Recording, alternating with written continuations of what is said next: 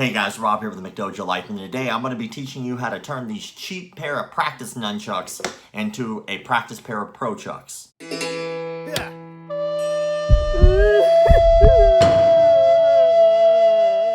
Alright, so we're going to start off with a pair of practice rubber rope nunchucks. You can get these at pretty much any martial arts supplier. I'll leave a link in the description below so you can pick some up. They're really cheap. They usually only cost like maybe $9-10 at the most, alright?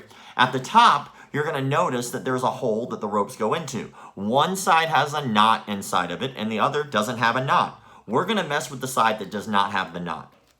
We're going to take the rubber and we're going to need to peel the rubber back off of the plastic without damaging the rubber. It's actually not that hard to do. What you're going to do is actually grab the bottom really tight, grab the top, and you're going to kind of twist your way down, exposing the plastic. After you do one side, now grab the top, and then twist that side. And you're going to kind of repeat to do that until you expose the rope, all right? Now, if you look, I've exposed the part in the plastic where the rope is, all right? From here, it's really easy to do the rest. We're going to take the tops and we're going to kind of line up the top piece that is here with the other piece that's here, because we want to line up the tops because that's where the rope is actually going to be. If you notice, the bottom's going to stick out a little bit because that's just the piece that we peeled off of the plastic. From here, you're going to pull that little rope and it's going to tighten this up, all right? We don't want it to be super tight. We want a little bit of play, but just kind of pull until it's giving you about the same amount of length that you would get in this particular nunchuck. Look, just a little bit of play, maybe like an inch or so. From there, you're going to take the string and you're going to wrap it around the plastic piece. So take the string, wrap it around. I like to do it nice and even. So if you look, it's one on top of the other. They're not like binding or bunching, all right?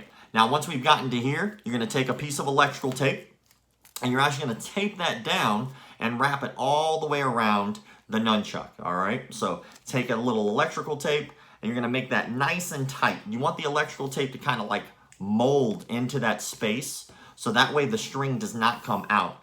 You're just going to keep wrapping the electrical tape around until it's on there pretty well, all right? This will keep the rope from coming back out, and it kind of acts like a knot, but it's nice and smooth so it's not too bulky.